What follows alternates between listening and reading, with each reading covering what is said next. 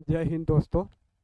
हमारे अपने YouTube channel शिक्षा बिंदु में आप सभी का स्वागत है। आज श्री कृष्ण जी का जन्म उत्सव है। हमारे तरफ से आप सभी को श्री कृष्ण जी के जन्म उत्सव की ढेर सारी शुभकामनाएं।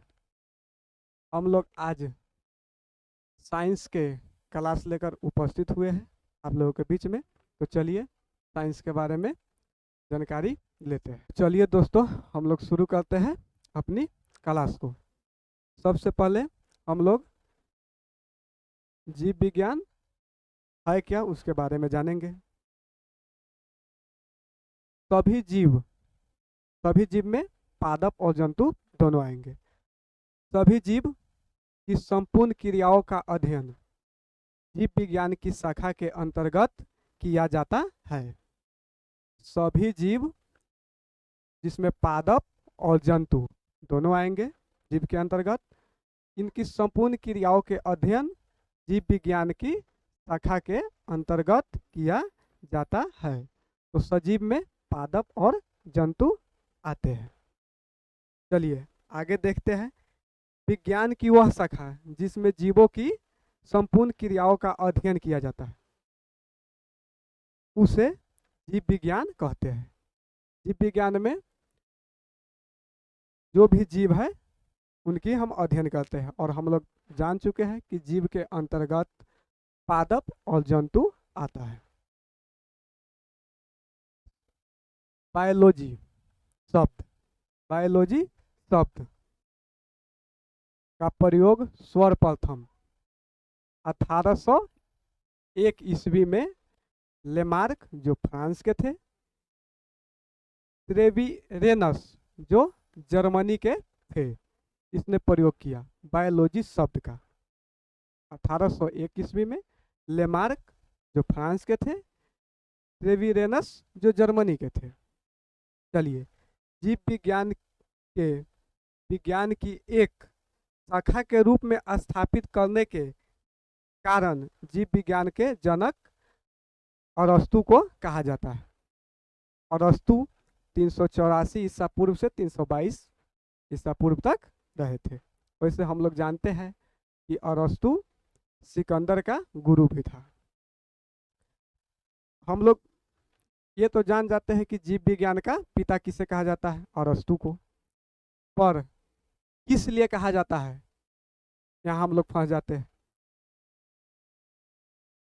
जीव विज्ञान की एक शाखा के रूप में अरस्तु ने ही स्थापित किया था। इस वजह से अरस्तु को जीव विज्ञान का पिता कहा जाता है। ये आगे देखते हैं। अध्ययन की सुविधा की दृष्टि से जीव विज्ञान की विभिन्न शाखाओं में विभाजित किया गया। अध्ययन की सुविधा की दृष्टि से प्राणी विज्ञान, जूलॉजी या जंतु विज्ञान कहिए, इसमें जंतुओं का अध्ययन किया जाता है।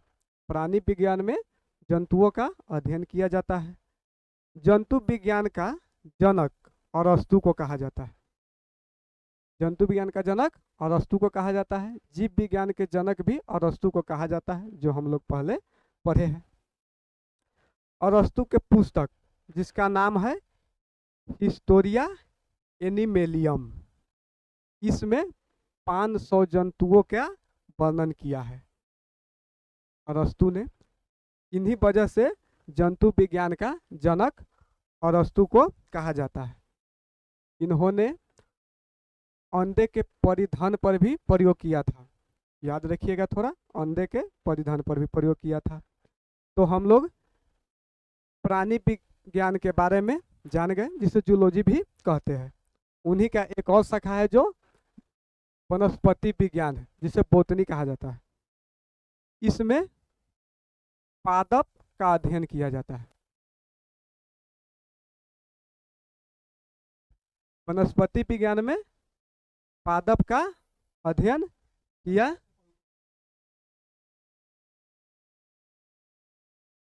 वनस्पति विज्ञान, इसमें पादप का अध्ययन किया जाता है।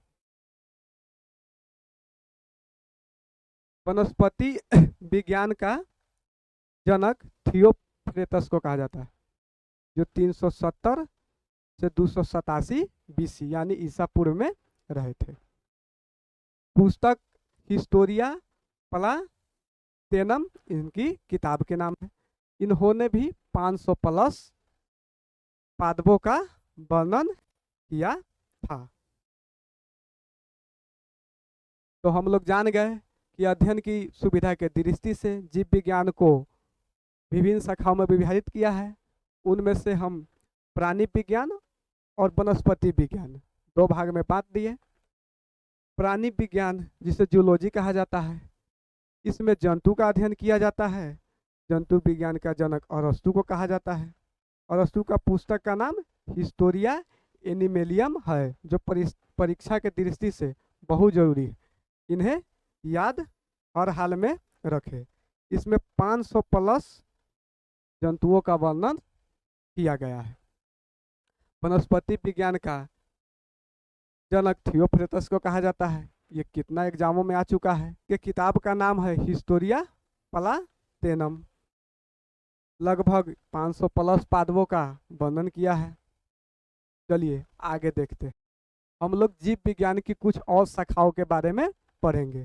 जीव विज्ञान के दो शाखा में बांटा गया है, मौलिक जीव विज्ञान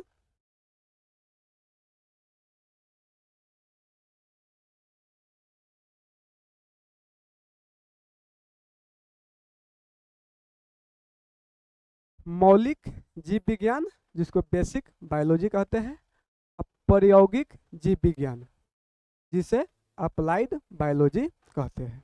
मौलिक जीव विज्ञान के बारे में हम लोग पहले अध्ययन करेंगे, बेसिक बायोलॉजी के बारे में।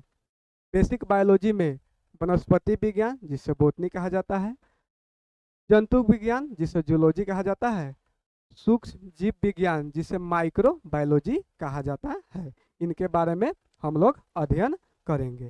प्रायोगिक जीव विज्ञान, प्रायोगिक जीव विज्ञान जिसे अप्लाइड बायोलॉजी कहते हैं।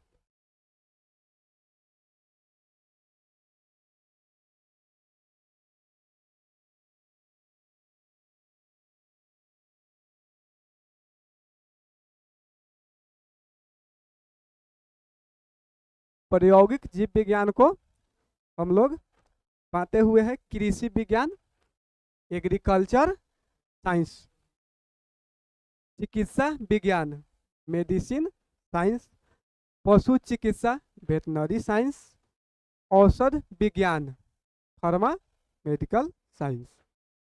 तो दोस्तों आज हमारा वीडियो यहीं तक है।